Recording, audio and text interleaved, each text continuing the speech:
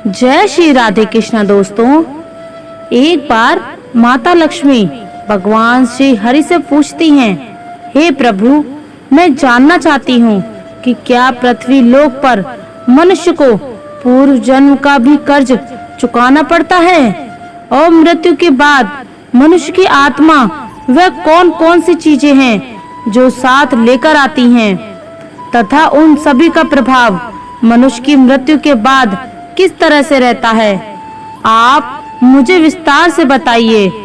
तब मुस्कुराते हुए भगवान श्री हरि विष्णु कहते हैं, हे देवी, आज आपने जो प्रश्न किए हैं वह समस्त मानव जाति के कल्याण हेतु अत्यंत महत्वपूर्ण हैं। हे देवी, यह सत्य है कि इंसान को अपने पूर्व जन्म का कर्ज अवश्य ही चुकाना पड़ता है और मृत्यु के बाद भी कुछ ऐसी चीजें हैं जो आत्मा के साथ में ही रहती हैं और उनका प्रभाव मनुष्य के दूसरे जन्म पर भी पड़ता है। तब माँ लक्ष्मी पूछती हैं, हे प्रभु, यह कैसा कर्ज होता है जो अगले जन्म में भी चुकाना पड़ता है और वह कौन सी चीजें हैं जो अगले जन्म में भी प्रभाव डालती हैं। फिर भगवान हरि कहते हैं, देवी, आज मैं आपको इसी विषय में एक कथा सुनाता हूँ। तो दोस्तों, आप इस कथा को ध्यान से पूरा सुनेंगे तो आपको आपके सभी प्रश्नों के उत्तर अवश्य मिल जाएंगे कि पूर्व जन्म का कर्ज क्यों चुकाना पड़ता है। इस कथा का श्रवण करने मात्र से ही आपके जीवन में सभी सकारात्मक प्रभाव मिलेंगे और आपका कल्याण होगा, क्योंकि भगवान श्री हरि प्रभु विष्णु की बातें हैं ही इतनी कल्याणकारी, इसलिए इसे पूरा ध्यान से सुने। हे माता लक्ष्मी, नारायण आज जो भी इस पवित्र कथा का श्रवण कर रहा हूँ, आप उनके ऊपर अपना आशीर्वाद सदैव बनाए रखना, उनके जीवन की सभी मनोकामनाएं पूर्ण करना और उन पर हमेशा अपनी कृपा दृष्टि बनाए रखना। तो दोस्तों, आगे भगवान श्री हरि कहते हैं, हे लक्ष्मी, एक समय की बात है, एक देश में सुरेश नाम का एक ब्राह्मण रहता था और उसकी पत्नी का नाम रूपाली था। वह अत्यंत गरीब घर से जन्मा था, लेकिन वह अत्यंत बुद्धिमान और मेहनती था। जब वह निर्धन था तब उसे धन की अधिक लालसा नहीं थी, लेकिन अपनी मेहनत से जोर पर जैसे जैसे उसके पास धन का संग्रह होने लगा, तब वह दिन रात उस धन को ज्यादा करने की चिंता में डूबा रहता था। उसकी पत्नी रूपाली भी धन की अत्यधिक लालची स्त्री थी।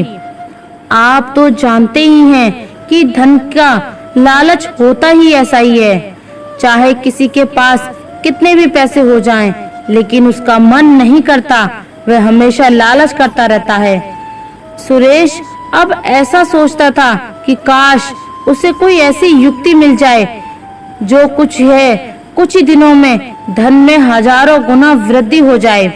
हे लक्ष्मी, पहले वह धन को चंचल और हाथ का मैल समझता था और कहता था, धन का क्या है, वह तो हमेशा आता जाता रहता है। लेकिन तब वह मूर्ख था। अब उसकी आंखें खुल गई थी और वह धन का अत्यधिक संग्रह करने लगा। उस धन से दान धर्म आदि करने लगा तथा वह साधु और मेहनतों की सेवा में लगाया करता था। पहले उसकी कि ईश्वर में बड़ी ही श्रद्धा थी, किंतु समय बीतने के साथ धन की लालसा ने उसकी अंतरात्मा को हमेशा के लिए नष्ट कर दिया। पहले जब भी सुरेश के द्वार पर कोई साधु महात्मा आते तो उसका मुख फूलों की तरह खिल उठता था, परंतु अब आदर सत्कार के समय मुख पर निराशा और मायूसी ही रहती थी। तो दोस्तों, भगवान श्री हरि कहते हैं, एक बार की बात है, संध्या का समय था। सुरेश ने द्वार पर एक साधु आकर रुका और बोला, हे पुत्र, मैं एक यात्री हूँ और आगे हरिद्वार को जाना है। आज की रात बिताने के लिए साधु को स्थान मिल जाए तो अच्छा होगा। मैं बहुत ही आशा से आपके द्वार पर आया हूँ। उस साधु का मुख संतोष की मूर्ति था, आंखों में अमृत और मुंह में शहद सी मिठास, जिस कारण से सुरेश का हृदय भक्ति भाव से भर गया। वह उन्हें प्रणाम करते हुए बोला, जरूर महात्मा जी, आपकी सेवा करना तो मेरा परम धर्म है। तब वह साधु मुस्कुराए और कहते हैं, बेटा, आजकल के समय में तुम्हारे जैसे भक्त भाव वाले पुरुष कहीं कम ही मिलते हैं। इस संसार से धर्म का भाव ही जैसे उठ गया है। इस प्रकार से साधु के मुख से अपनी प्रशंसा सुनकर सुरेश का हृदय खिल उठता है। उसको ऐसा प्रतीत हुआ मानो उसे स्वर्ग में ही स्थान मिल गया हो। उसके होठों पर शब्द ही नहीं थे, लेकिन उन्हें दबा दिया और उनसे कहा, महाराज, अगर आप जैसे संत की सेवा नहीं करेंगे तो इस मानव जीवन का क्या लाभ। ऐसा कहते हुए सुरेश उन महात्मा को अपने घर के अंदर ले आया। जब उन्होंने घर में प्रवेश किया तब सुरेश ने उनके स्वागत सत्कार में कोई कमी नहीं रखी। खाने के लिए स्वादिष्ट भोजन बनवाया, नाना प्रकार की मिठाइयां बनवाई। उसके बाद दाल और सब्जियों में इतना घी डाला जैसे नदी की धारा में जल बहता है। भले ही सुरेश उन महात्मा को इतने पौष्टिक आहार देने के पक्ष में नहीं था, लेकिन महात्मा की बातों में कुछ ऐसी शक्तियां थी कि उसके वर्षों पुराने विचार चंद पलों में बदल गए। जैसे सूखी धरती पर एक दिन की बारिश से हरियाली छा जाती है। इस भक्ति भाव से महात्मा का दिल खुश हो गया। रात भर बातें होती रहीं, ज्ञान और भक्ति की चर्चाएं चलती रहीं। अंत में सुरेश ने पूछा कि महात्मा जी, आप साधु कैसे बने। साधु ने हंसकर उत्तर दिया, बेटा, बुढ़ापा आ गया है, अब क्या सारी उम्र गृहस्थी में ही फंसा रहूंगा। कुछ हरि भजन की तो करना चाहिए। ईश्वर कृपा से बहुत धन कमाया है। मेरे 4 पुत्र हैं और एक कन्या भी है। अब सारी धन दौलत उनमें बांट दी है और अब तीर्थ यात्रा को जा रहा हूँ। वैसे भी खाली हाथ ही तो आए हैं और खाली हाथ ही तो जाना है, तो फिर लालच किस बात का। फिर कुछ समय के पश्चात सुरेश ने साधु की तरफ देखा और पूछा, तो क्या आपने अपना सब कुछ बच्चों को दे दिया या अपने पास भी कुछ रखा है। तभी साधु ने उत्तर दिया, बेटा, मेरे हाथ में जो ये लाठी देख रहे हो, ये अंदर से खोखली है। इसमें मैंने 500 सोने की मुद्राएं डाल रखी हैं। यात्रा में कभी कभी धन की आवश्यकता भी हो जाती है। अब ये कहते कहते साधु को नींद लग गई, लेकिन सुरेश की आंखें जाग रही थीं। यह सारी बातें उसकी पत्नी रूपाली ने भी सुन ली थी। अब रात्रि का पहला पहर बीत गया था। वह बार बार महात्मा की लाठी को देख रहा था और मन ही मन कुछ सोच रहा था। अब उसके अंदर लोभ लालच की माया का संचार हुआ, किंतु उसकी अंतरात्मा इस घृणित कार्य को करने से रोक रही थी। लेकिन वही मन की दुरात्मा स्वर्ण मुद्राएं पाने की जिद में अड़ रही। कुछ समय तक इस संघर्ष में ही उसके मन का बुरा हाल हो चुका था कि तभी उसकी पत्नी उसके पास आकर बैठ जाती है और कहती है, स्वामी, आप किस गहरी चिंता में डूबे हुए हैं। क्या आप भी वही कुटिल मंशा से सोच रहे हैं जो मैं सोच रही हूँ। इस महात्मा ने तो हम अपनी खूब सेवा करवा ली, अब इन्हें कुछ तो हर्जाना भरना होगा। तब सुरेश कहता है, रूपाली, मेरे मन में बड़ी ही दुविधा हो रही है। हमारा कर्तव्य है कि अतिथि की सेवा करें, किंतु अगर हम इनके धन को चुराते हैं तो पाप होगा। शायद हमें ऐसा नहीं करना चाहिए। तब उसकी पत्नी कहती है, अजी, आप कैसे फिजूल की बातें कर रहे हो। इस महात्मा की उम्र ढल चुकी है और क्या पता कब यह मर जाए। वैसे भी ये अब अनाथ है और अपना अंतिम समय बिताने हेतु हरिद्वार जा रहे हैं। आप अपने मन को मत रोको और इन स्वर्ण मुद्राओं को ले लो। मुझे लगता है ईश्वर भी यही चाहते हैं। इसी कारण से यह महात्मा हमारे यहाँ पधारे हैं और जो बात आपसे गुप्त रखनी चाहिए, सबसे गुप्त रखनी चाहिए, उसे ही आपको बता दी। तब सुरेश कहता है, ठीक है। अब दोस्तों, भगवान श्री हरि आगे कहते हैं, हे लक्ष्मी, अत्यंत लोभ के धर्म को हरा दिया। सुरेश ने लाठी उठाई पर उसके हाथ पैर कांप रहे थे। उसकी अंतरात्मा ने एक बार फिर से रोकना शुरू किया, लेकिन लोभ के हाथों से दबा दिया। तभी सुरेश और रूपाली ने लाठी खोली और उसमें से स्वर्ण मोहरें को निकाल लिया और उनकी जगह सामान्य लोहे के सिक्के भर दिए। अगले दिन प्रातः सुबह महात्मा सुरेश और उसकी पत्नी की विनम्रता पूर्वक आज्ञा लेकर स्नान आदि करके अपनी अगली यात्रा के लिए तैयार हो गए। किंतु अभी भी सुरेश का दिल घबरा रहा था। उसे डर था कि कहीं साधु को शक न हो जाए। इस ख्याल से उसका चेहरा पीला होता जा रहा था, लेकिन महात्मा को बात की कोई खबर नहीं थी। वह तो हंसते हुए बातें कर रहे थे और रात की मेहमान नवाजी के लिए बार बार धन्यवाद दे रहे थे। अपितु जाते समय सुरेश ने कहा, महात्मा जी, मेरे यहाँ संतान नहीं है।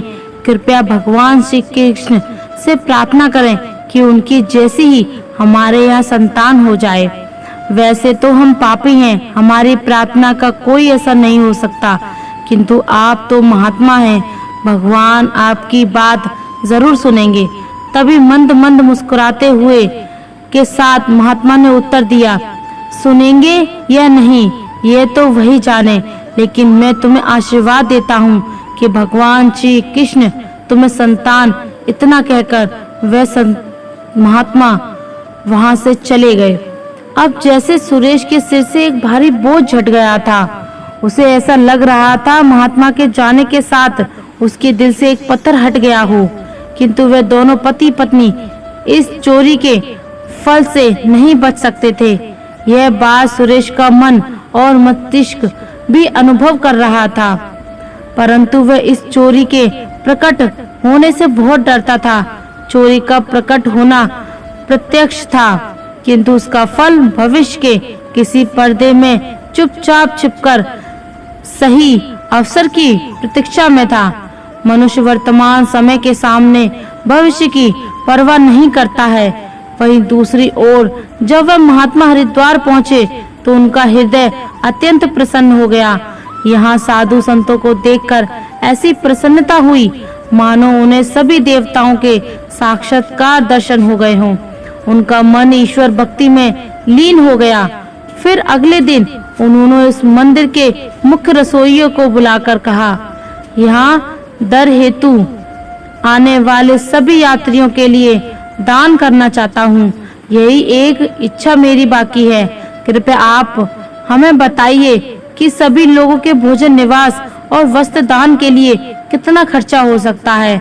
तभी उस व्यक्ति ने कुछ हिसाब करते हुए कहा कि महाराज, अन्नदान, निवास और वस्त्र दान और अन्य सभी प्रकार के कार्यों के लिए कुल 400 स्वर्ण मुद्राएं लग सकती हैं। क्या आपके पास इतना ज्यादा और पर्याप्त धन है? ठीक है, मैं इसका प्रबंध करता हूँ। महात्मा ने कहा, आप बस कल के सभी कार्यक्रमों की आयोजन करो। यह कहकर वे गंगा स्नान के लिए चले गए। फिर अगले दिन उनके कहे अनुसार उस रसोइये ने पूरा आयोजन किया। हरिद्वार के परिसर में बहुत ही धूमधाम और खुशी के साथ अन्नदान, वस्त्रदान, भजन आदि कार्यों को संपन्न किया गया। वहां मौजूद सभी लोग देखकर खुशी से कहने लगे, महात्मा स्वयं गरीब होकर कितने उदार हैं। उनके जितने पास धन की कोई कमी नहीं है। वह व्यर्थ के दिखावे में लुटा देते हैं, परंतु धर्म राह पर एक पैसा भी खर्च नहीं करते। यह एक नेक दिल मनुष्य है जिसने अपना धर्म समझा और धर्म के सामने धन का मोह नहीं देखा। अपनी प्रशंसा सुनकर महात्मा की खुशी का कोई ठिकाना न रहा। उनका हृदय आनंद से प्रसन्न हो गया था, किंतु दूसरी ओर उसका भाग रो रहा था। जब संध्या हुई, महात्मा ने अपने कमरे का दरवाजा बंद किया और लाठी को खोलकर देखा तो लाठी के अंदर लोहे के सिक्के को देखकर उसका हृदय कांप गया। उसे ऐसा प्रतीत हुआ मानो वह कोई भयानक स्वप्न देख रहा हो। उसे अपनी आंखों पर यकीन नहीं हो रहा था। वह चाहता था कि यह स्वप्न जल्दी से जल्दी टूट जाए, पर यह कोई ऐसा स्वप्न नहीं था जिससे नींद खुल जाए। उसके बार बार अपनी आंखें मल मल कर देखा, पर सिक्के वही थे, लोहे के।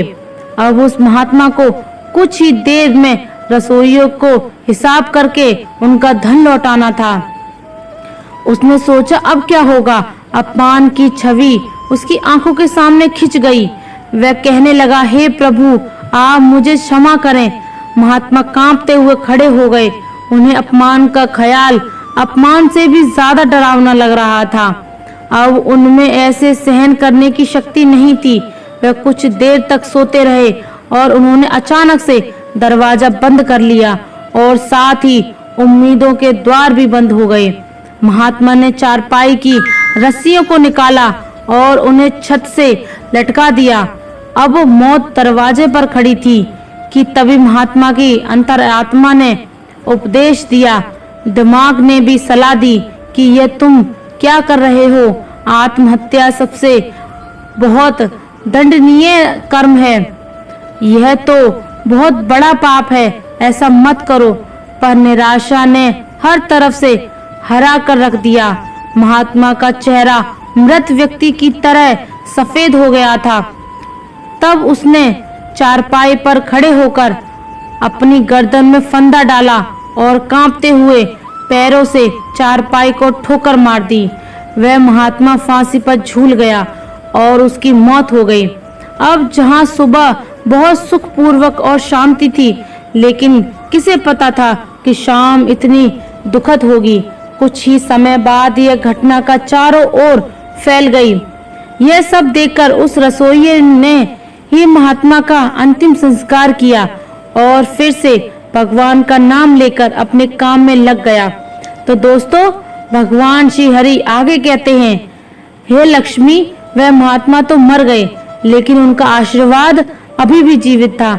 1 साल के भीतर ही चोर ब्राह्मण सुरेश के घर में एक पुत्र का जन्म हुआ। इस अवसर पर सुरेश ऐसे प्रसन्न था मानो सारे संसार का धन उसे मिल गया हो। अब तो अंधेरे घर में प्रकाश छा रहा था। उसके पैर धरती पर नहीं रुक रहे थे। उसके बालक का नामकरण संस्कार बहुत ही धूमधाम से किया गया। इस उत्सव में के अवसर पर एक नगर भोज दिया गया। उस दिन सुरेश ने अपनी सारी जिंदगी की कंजूसी निकाल दी और धन को पानी की तरह बहाया और बालक का नाम कमल रखा गया। कमल में बहुत ही सुशील और भगवान का उपासक बालक था। उसकी तीक्ष्ण बुद्धि देखकर आश्चर्य होता था। लोग कहते थे कि यह कुल का नाम आगे लेकर जाएगा। सुरेश ये सुनकर फूला ना समाता था। इसी प्रकार 6 वर्ष बीत गए और शिक्षा ग्रहण करने हेतु आश्रम में गया। वहां भी उसके गुणों का विकास होने लगा। वह हमेशा अपनी कक्षा में प्रथम आया करता था। सुरेश ये देखकर ईश्वर को धन्यवाद करता था, लेकिन कभी-कभी जब उसे उस महात्मा के साथ अपने दुर्व्यवहार की याद आती, तो उसके दिल में चुभन होती थी और उसकी आत्मा पर एक अनजाना सा डर छाया जाता था। उसे बार बार अपने ऊपर गुस्सा आता था। वह अक्सर मन ही मन दुखी होते रहते थे और मन ही मन कहता था कि मेरी बुद्धि कैसी खोटी थी, मैंने ऐसी मूर्खता क्यों की। लेकिन बीता हुआ समय उसके हाथ में नहीं था। उसने स्वर्ण की 500 मोहरों को एक लाल वस्त्र में बांधकर संदूक में रख दिया और यह निश्चय किया कि वह उस महात्मा को वापस दे देगा। फिर उसने महात्मा की खोज शुरू कर दी। कई लोगों को भेजा, लेकिन वह उस महात्मा तक नहीं पहुंच सका।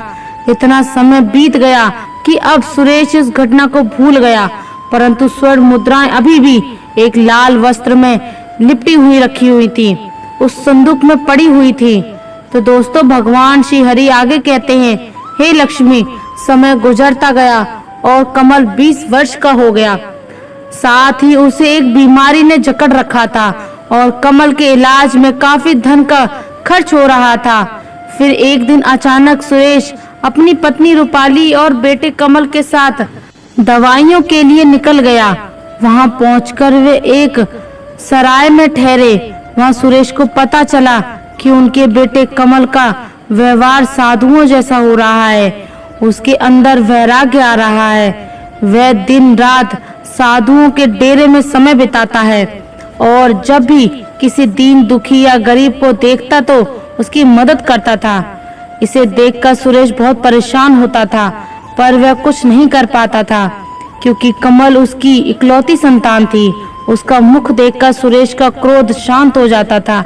वह बहुत सोचता था, परंतु कमल के इस स्वभाव का कारण उसे समझ नहीं आ रहा था। फिर दूसरे दिन संध्या के समय कमल भजन कर अपने सराय की तरफ लौट रहा था कि रास्ते में एक वृद्ध आदमी उसे रोता हुआ मिला। जब कमल ने आश्चर्य से पूछा, भाई रोते क्यों हो? तब वह वृद्ध आदमी कहने लगा, बेटा क्या कहूँ, कहने हुए लज्जा आती है। अगर तुम जानना ही चाहते हो तो सुनो, मैं गंगा जी में डूबकर अपना जीवन समाप्त करने जा रहा हूँ क्योंकि मुझे व्यापार में घाटा हुआ है और मेरे सिर पर बहुत सारा कर्ज है। अब कमल कहता है, पर यह तो छोटी सी बात है। उस वृद्ध व्यक्ति ने अजीबोगरीब नजरों से कमल की ओर देखते हुए कहा, मुझे अपना कर्ज चुकाना है, नहीं तो मेरे पास आत्महत्या करने के अलावा कोई विकल्प ही नहीं रह जाएगा।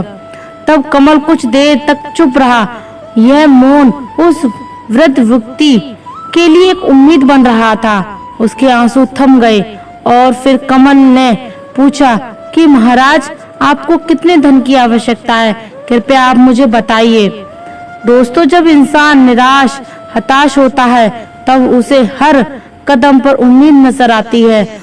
उस वृद्ध व्यक्ति ने हिसाब लगाकर जवाब दिया कि मेरे सिर पर लगभग 500 स्वर्ण मुद्राओं का कर्ज है। कमल फिर से कुछ देर के लिए चुप हो रहा। फिर उसने कहा, महाराज आप चिंता मत करो, आप बस इसी गंगा के तट पर मेरी प्रतीक्षा करो, मैं बस अभी वापस आता हूँ। आपके लिए मैं कहीं से न कहीं संग्रह करके लेके आता हूँ। तब वृद्ध आदमी ने कहा, बेटा यही पास में ही मेरी एक धर्मशाला है, तुम वहीं आ जाओ। उसी समय कमल भागते हुए वापस सराय में आ गया। उस समय उसके हृदय में हलचल सी मची हुई थी। उसका चित्त व्याकुल था। वह चाहता था कि जितनी जल्दी हो सके बाबा का संकट दूर कर दे। उसे दिव्य शक्ति से विश्वास दिला दिया था कि इस बाबा की सहायता करना मेरा धर्म है। वह एक विशेष भावुकता के साथ अपने सराय पर पहुंचा। तब उसके माता पिता कहीं बाहर गए हुए थे। अब कमल का रास्ता साफ हो गया था। उसे संदूक पर जो ताला लगा हुआ था उसे एक पत्थर से तोड़ दिया। फिर संदूक को खंगालना शुरू कर दिया। निराशा ने अपनी जगह बना ली थी, लेकिन आशा ने बंधक बांध दिया था। तभी अचानक आशा की एक किरण नजर आई। कमल के हाथ वह लाल वस्त्र आ गया। उसने उसे कांपते हाथों से खोला और उसका दिल खिल उठा। उस रुमाल में पूरी 500 स्वर्ण मुद्राएं थीं। वह सोने की मुद्राएं थीं जिन्हें सुरेश ने कभी एक महात्मा से चुराया था। जब मुद्राओं को गिनती की गई तो पूरी 500 ही निकली। कमल का दिल प्रसन्नता से भर गया। उसने वह मुद्राएं अपनी जेब में डाली और वस्त्र को वापस संदूक में रख दिया और अति उत्साह के साथ उसी बाबा के पास पहुंच गया। उन्हें वह मुद्राएं दे दी। दोस्तों, भगवान श्री हरि कहते हैं, हे लक्ष्मी, आपके पहले प्रश्न के अनुसार हर व्यक्ति को पूर्व जन्म का कर्ज चुकाना ही पड़ता है। यह वृद्ध बाबा वही रसोइया हैं जिन्होंने उस महात्मा का अन्नदान और भंडारे का आयोजन किया था, किंतु उनके आत्महत्या करने के कारण इनके ही धन की हानि हो गई थी। कमल वही महात्मा है जो सुरेश के घर में जन्म लेकर अपना कर्ज चुका रहा है और कर्ज चुकाकर मुक्त हुआ है। दोस्तों, अब आगे सुनो। होनी को कुछ और ही मंजूर था। जब कमल वापस लौटा तो उसके मन में एक अनोखी शांति थी, मानो कि उसका जन्म इसी कार्य को पूर्ण करने हेतु हुआ था। अब वह एकदम ही चलते चलते बेहोश हो गया। अब उसकी बीमारी ने उसके ही प्राण की आहुति ले ली। वहीं जब दूसरे दिन सुबह ये बात सुरेश और रूपाली को पता चली कि उनका पुत्र मृत्यु को प्राप्त हो चुका है, तो इस दुख के कारण उनका हृदय अत्यंत दुख से भर गया और निराशा के साथ उन्होंने भी अपने प्राणों को त्याग दिया। जब उन तीनों की मृत्यु हुई तो उसी रसोइये ने उनका अंतिम संस्कार किया। जब उन तीनों की आत्माओं को यमराज के दरबार में लाया गया, तब यमराज ने कमल को स्वर्ग में भेज दिया। वहीं दूसरी ओर सुरेश और उसकी पत्नी रूपाली को घोर नरक में डाल दिया और उन दोनों को पूरी सच्चाई बता दी। और सच्चाई बताने के पश्चात उन दोनों को ही अपाहिज बनाकर धरती लोक पर कुत्ते के रूप में जन्म लेकर वापस भेज दिया। दोस्तों, जो भी मनुष्य अपने जीवन में कर्ज नहीं चुकाते हैं, उन्हें जन्म जन्मांतर तक कष्ट भोगने पड़ते हैं। इसलिए मनुष्य को किसी भी प्रकार के एहसान और कर्ज को चुकाता करना चाहिए। दोस्तों, भगवान श्री हरि आगे कहते हैं, हे लक्ष्मी, आपके दूसरे प्रश्न के अनुसार मृत्यु के पश्चात भी 5 ऐसी चीजें हैं जो शरीर का साथ नहीं छोड़ती हैं और मृत्यु के पश्चात भी उस आत्मा के साथ ही रहती हैं। तो ये चीजें आत्मा के साथ उस नए शरीर में प्रवेश कर जाती हैं। कामना वह पहली चीज है जो मनुष्य की मृत्यु के साथ ही रहती है और अगले जन्म में भी उसके साथ रह जाती है। दूसरी है कर्म। मनुष्य इस जन्म में पुण्य कर्म और अच्छे कर्म करता है तो अगले जन्म में भी उस मनुष्य को सुख, शांति और समृद्धि की प्राप्ति होती है। और वहीं अगर वह मनुष्य बुरे कर्म या कुकर्म करता है तो अगले जन्म में उस मनुष्य को नरक रूपी जीवन व्यतीत करना पड़ता है, जिस कारण यह कहा जाता है कि कर्म की गति ऐसी होती है कि जो 7 जन्मों तक पीछा नहीं छोड़ती है। तीसरी है वासना। वासना कामना का ही एक प्रकार है। वासना एक ऐसी चीज मानी जाती है जिसका कोई भी अंत नहीं है। मृत्यु की चौखट पर आए हुए लोग भी वासना से मुक्त नहीं हो पाते हैं। इस संसारिक सुख की चाहत और काम की इच्छा वासना कहलाती है। मन की शांति और ज्ञान ही एकमात्र वस्तु है जो वासना से मुक्ति दिला सकता है। चौथी है स्मृति या ज्ञान। बुद्धिमान मनुष्य हमेशा ही बुद्धिमान और विवेकशील रहते हैं, जिस कारण से उन्हें जल्दी मुक्ति की प्राप्ति होती है। और 5वीं बात कर्ज। यह एक ऐसी चीज है जो मनुष्य के मरने के बाद भी उसका पीछा नहीं छोड़ती है। अगर किसी से कर्ज लिया है तो उसे मरने से पहले जरूर चुका देना। कर्ज और दिया गया कर्ज जन्म जन्मांतर तक उस मृत्यु के साथ ही रहता है। अगर कोई मनुष्य कर्ज लेकर मरता है तो उसका कर्ज परलोक में वापस मांगा जाता है, साथ ही उसे अपने कर्ज की सजा भी मिल जाती है। इतना ही नहीं, पूर्व जन्म में उस कर्ज के भरण के तौर पर उस मनुष्य के शरीर के किसी भी हिस्से को अपंग या अपाहिज बना दिया जाता है। अगले मिलने वाले जन्म में भी कभी यह व्यक्ति सुख सुविधाओं से दूर रहता है और हमेशा अपने जीवन में असफल रह जाता है।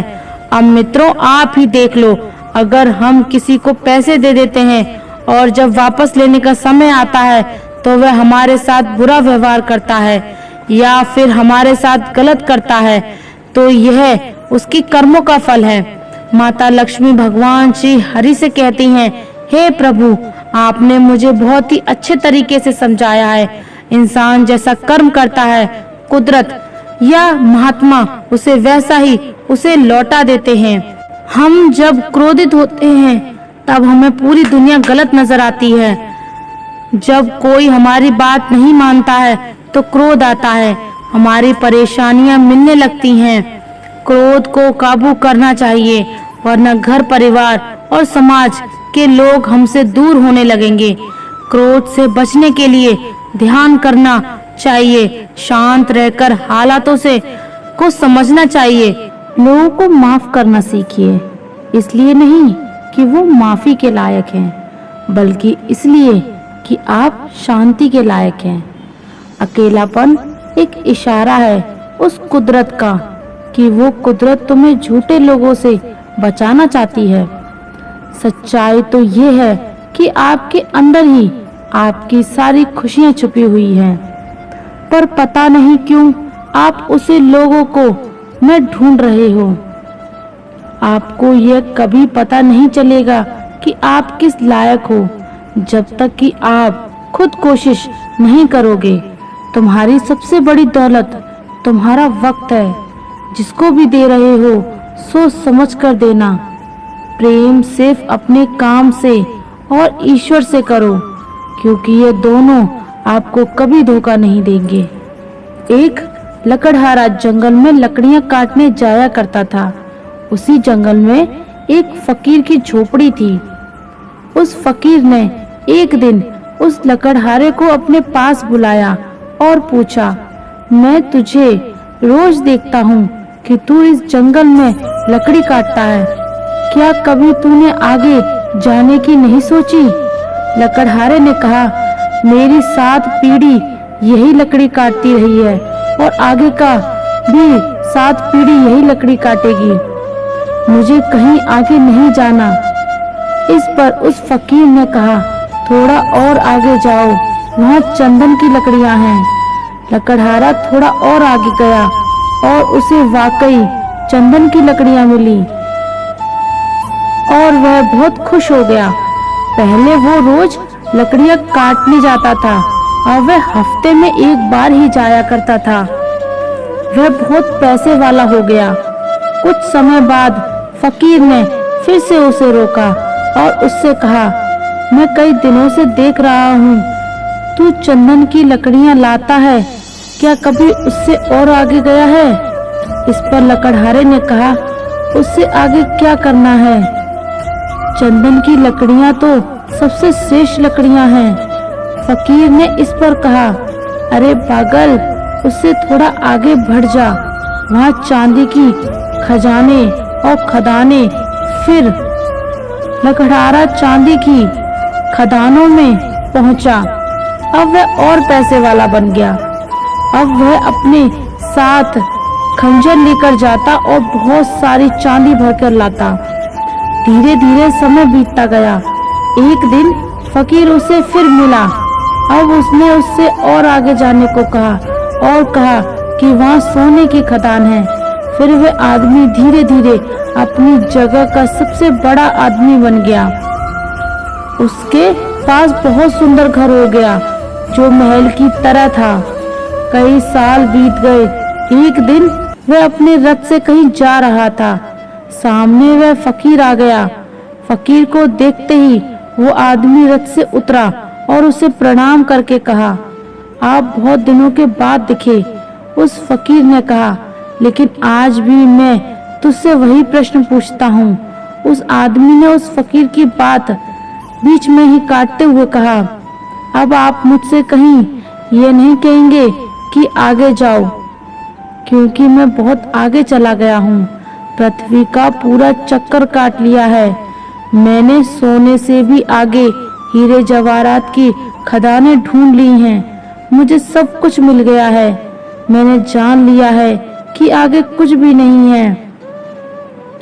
मैं पूरी पृथ्वी का चक्कर लगा चुका हूँ, इसलिए अब आप मुझसे आगे जाने की बात ना कहें। इस पर फकीर जोर जोर से हंसने लगा और उसने कहा, आगे अभी बहुत कुछ है। वह आदमी बोला, उससे आगे क्या है? फकीर ने कहा, उससे आगे मैं हूँ। क्या कभी तुमने सोचा है कि जिस आदमी को सोने चांदी हीरे जवाहरात सबकी खबर हो, वो इस झोपड़ी में क्या कर रहा है? यह बात सुनकर लकड़हारा वहीं चुपचाप खड़ा हो गया और सोचने लगा, हाँ वाकई जिस इंसान को इस सब चीजों के बारे में पता है, वो इस झोपड़ी में क्या कर रहा है। तब उसने याद किया कि मैंने जब भी इस फकीर को देखा, ध्यान मुद्रा में ही देखा। क्या ध्यान इस सबसे आगे है? क्या ध्यान से बढ़कर और कुछ भी नहीं? क्या ये सारी चीजें ध्यान के आगे फीकी हैं। वो आदमी उस रथ से उतर गया और फिर उसके बाद कभी उस रथ पर नहीं चढ़ा। तो दोस्तों, ध्यान आत्मा की खुराक है, आत्मा को मजबूत करता है। ध्यान एक ऐसी आदत है जो जीवन बदल सकती है, और वह आदत, ध्यान करने की आदत, इस संसार में देखने के लिए अनेक सुंदर स्थान है, परंतु सबसे सुंदर स्थान है बंद आंखों से अपने भीतर देखना। दोस्तों, एक पंडित जी समुद्री जहाज से यात्रा कर रहे थे। रास्ते में तूफान आ गया और जहाज को एक द्वीप के पास रोकना पड़ा। सुबह पता चला कि रात में आए तूफान से जहाज में बहुत खराबी आ गई है। जहाज को 1-2 दिन तक वहीं रखना पड़ेगा। उसकी मरम्मत के बाद ही आगे जा पाएंगे। पंडित जी ने सोचा, क्यों ना एक छोटी सी नाव के सहारे द्वीप पर चलकर घूमा जाए। अगर कोई मिल जाएगा तो उसे प्रभु का आदेश देंगे और संदेश देंगे। उसे प्रभु का मार्ग बताकर प्रभु से मिलने का रास्ता बताएंगे। फिर वह जहाज के कप्तान से इजाजत लेकर एक छोटी सी नाव लेकर द्वीप पर चला गया। वहां वह इधर उधर घूमते हुए 3 द्वीप वासियों से मिला। वो वर्षों से उस द्वीप पर रहते थे। पंडित जी ने उनके पास जाकर बातचीत करने लगे। उन्होंने उनसे ईश्वर की आराधना पर चर्चा करना शुरू कर दिया। पंडित जी ने उनसे पूछा कि क्या आप लोग ईश्वर को मानते हैं? वो बोले, हाँ। फिर पंडित जी ने पूछा कि आप ईश्वर की आराधना कैसे करते हैं? उन्होंने बताया, हम अपने दोनों हाथ जोड़कर और ऊपर उठाकर कहते हैं कि हे ईश्वर, हम आपके हैं, आपको याद करते हैं, आप भी हमें याद रखना। पंडित जी ने कहा, यह प्रार्थना तो ठीक नहीं। एक ने कहा, तो आप हमें सही प्रार्थना करना बता दीजिए। पंडित जी ने सबको धार्मिक पुस्तकें पढ़ने को कहा और प्रार्थना करना सिखाया। तब तक जहाज ठीक हो गया। पंडित जी अपने सफर पर आगे बढ़ गए। 3 दिन बाद पंडित जी ने जहाज पर टहलते हुए देखा कि वह तीनों द्वीपवासी जहाज के पीछे पीछे पानी पर दौड़ते हुए आ रहे थे। पंडित जी ने हैरान होकर जहाज रुकवाया और उन तीनों को ऊपर चढ़वाया। फिर पंडित जी ने उनसे इस तरह आने का कारण पूछा। वह कहने लगे कि आपने हमें जो प्रार्थना बताई थी, हम उसे अगले दिन ही भूल गए, इसलिए आपके पास उसे दोबारा सीखने आए हैं। हमें कैसे प्रार्थना करनी चाहिए, कृपया हमें बताइए, हमारी मदद कीजिए। पंडित जी ने कहा, ठीक है, पर यह तो बताओ कि तुम लोग पानी पर दौड़कर कैसे आए? उन्होंने कहा कि हम आपके पास जल्दी पहुंचना चाहते थे, सो हमने भगवान से विनती की और मदद मांगी कि हे भगवान, हम दौड़कर पंडित जी के पास पहुंच जाएंगे, बस आप हमें गिरने मत देना। और फिर हम दौड़ पड़े। अब पंडित जी बड़ी सोच में पड़ गए। उन्होंने कहा कि ईश्वर पर आपका विश्वास धन्य है, धन्य है आप लोग। आपको अन्य किसी प्रार्थना की कोई जरूरत नहीं है, आप पहले की ही तरह प्रार्थना करते रहें। दोस्तों, ईश्वर पर विश्वास ईश्वर की आराधना से महत्वपूर्ण है। संत कबीर जी ने कहा है कि हे ईश्वर, दौड़ तो हम लेंगे, बस आप हमें गिरने मत देना। इस तरह से सरल प्रार्थना करना इंसान अपने जीवन में हमेशा दौड़ता रहता है और भगवान उसको संभाले रखता है। दिल प्यार चाहता है, मन सफलता चाहता है और आत्मा शांति चाहती है। किसी भी इंसान की सहनशीलता एक खींचे हुए धागे की तरह होती है। एक तय सीमा से ज्यादा अगर खींचोगे तो टूटना तय है। जब बर्दाश्त की ताकत खत्म हो जाती है, तब तकलीफ गुस्सा बनकर बाहर आती है। मैं ठीक हूँ, यह तो आप सभी से कह सकते हैं। मगर मैं परेशान हूँ यह कहने के लिए कोई खास नहीं चाहिए।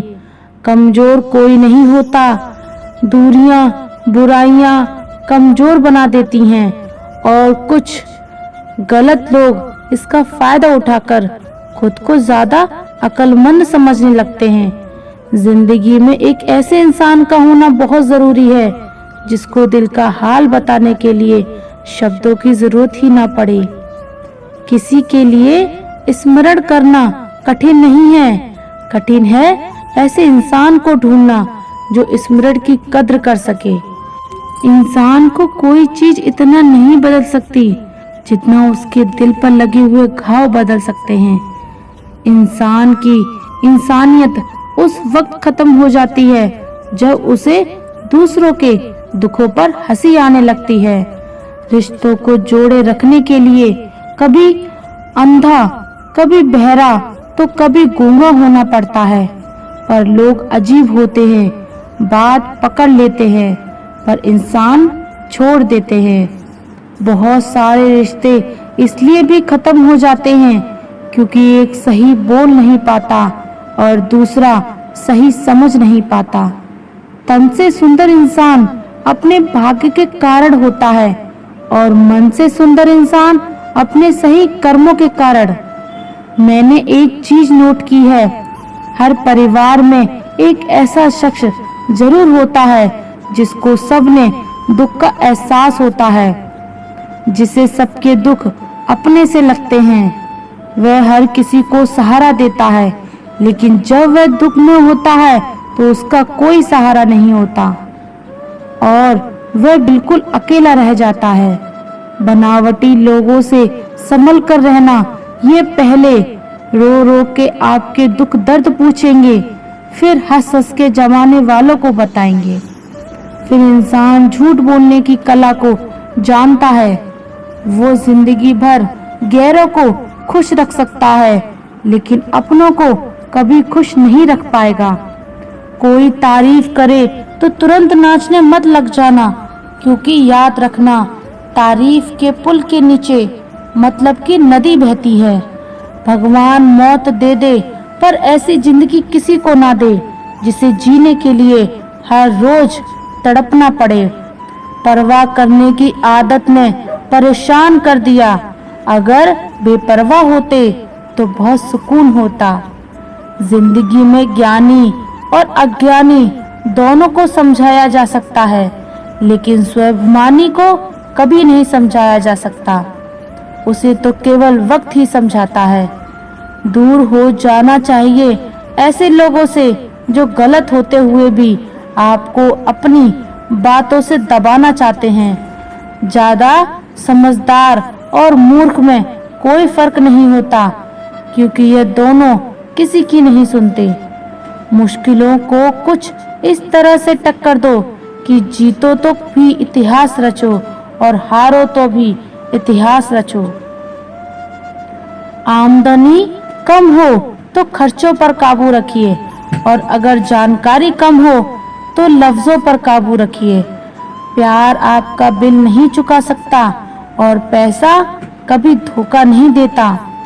जो है जितना है उसमें खुश रहना सीखिए, क्योंकि जरूरत से ज्यादा रोशनी भी इंसान को अंधा कर देती है। आपको अपनों के साथ किया गया छल अपने ही अंत की शुरुआत होती है। पैसा एक ऐसी चीज है जिसमें छुआछूत नहीं माना जाता। एक नोट कसाई के हाथों से होते हुए मंदिर मस्जिद तक बिना भेदभाव के पहुंच जाता है। जिंदगी में शांत रहना सीखो, क्योंकि आपका गुस्सा किसी और की जीत है।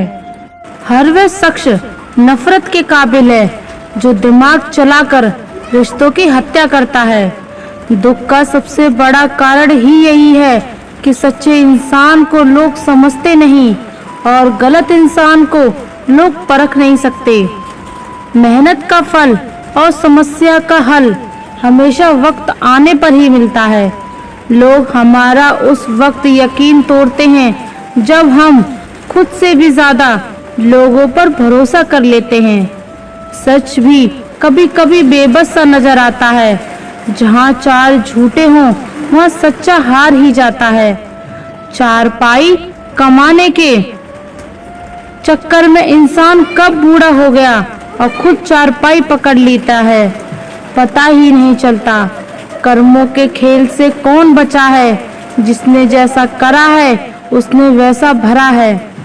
किसी को अच्छे से जाने बिना दूसरों की बातें सुनकर उसके लिए कभी कोई गलत धारणा मत लेना, सबसे बड़ी मूर्खता है। जब पत्थर को तोड़कर भगवान बन सकते हैं तो फिर लोग घमंड को तोड़कर इंसान क्यों नहीं बनते?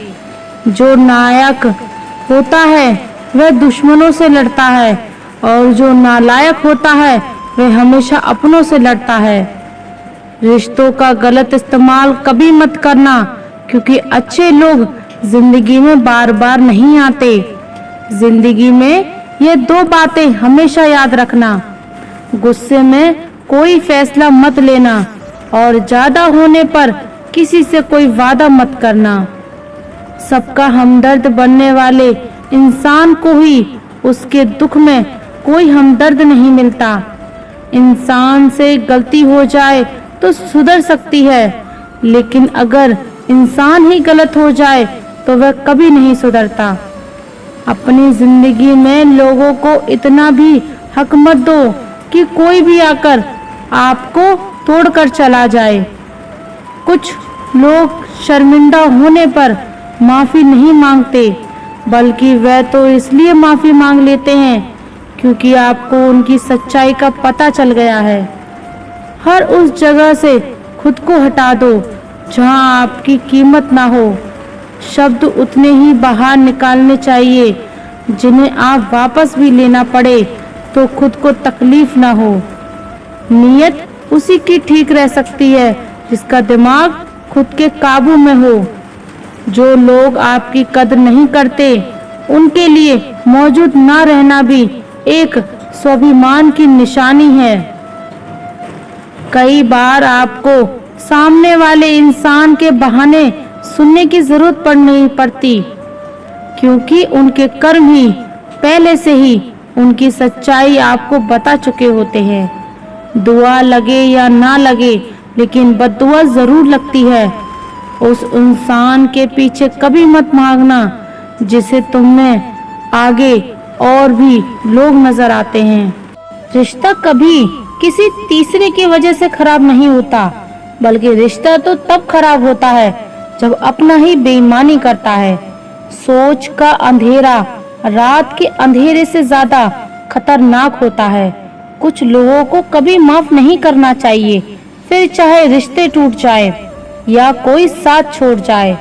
आपकी भावनाएं, आपका वक्त पैसे से भी ज्यादा अहमियत रखते हैं, इसलिए उन्हें वहीं खर्च करो जहां उनकी कद्र हो। खुद को दूर रखना दुनिया की चाल से। यहाँ की किसी को फर्क नहीं पड़ता हमारे अच्छे या बुरे हाल से। लोग भले ही पहचानते नाम से हों, लेकिन याद तो इंसान के स्वभाव को ही रखा जाता है। जिंदगी में गलत लोगों के आने का कभी अफसोस मत करें, क्योंकि गलत लोग भी आपको कोई न कोई सही सीख देकर ही जाते हैं। सम्मान चाहे सबका करो, लेकिन इज्जत उतनी ही दो जितनी सामने वाला आपको देता है। दुख दिमाग की उपज है, आप जितना सोचेंगे दुख उतना ही बढ़ता जाएगा। जब पैसे आते हैं तो इज्जत भी आती है, लेकिन याद रखना वह इज्जत पैसे की है, तुम्हारी नहीं। जिस डर से आत्मविश्वास की हानि होने लगे, उस डर का अंत करना बहुत आवश्यक हो जाता है। जो आपकी भावनाओं को जानकर भी आपको तकलीफ देता है, वह इंसान आपका अपना कभी नहीं हो सकता। अकेले रहना झूठे लोगों में रहने से कई गुना बेहतर है। जब किसी का मन ही अंधा हो जाए तो उसकी आंखें किसी काम की नहीं रहती। जवान की उम्र में जो इंसान अपनी मनपसंद चीजों की कुर्बानी दे सकता है, वही इंसान जिंदगी में कामयाब इंसान बनता है। दुनिया में ज्यादातर लोग एक पिंजरे में कैद हैं और उस पिंजरे पर लिखा है कि लोग क्या कहेंगे। लोग आपकी उसी खूबी से जलते हैं जिसकी उनके अंदर कमी होती है। अगर आप जिंदगी में चुप रहना सीख जाओगे तो आपको बहुत कुछ सुनाई देगा और बहुत कुछ दिखाई भी देगा। तो दोस्तों, आशा करते हैं आपको हमारा ये वीडियो पसंद आया होगा और अगर आप हमारे चैनल पर नए हैं तो चैनल को सब्सक्राइब कर लीजिए और कमेंट में जय श्री राधे कृष्णा जरूर लिख दीजिए। धन्यवाद। जय श्री राधे कृष्णा।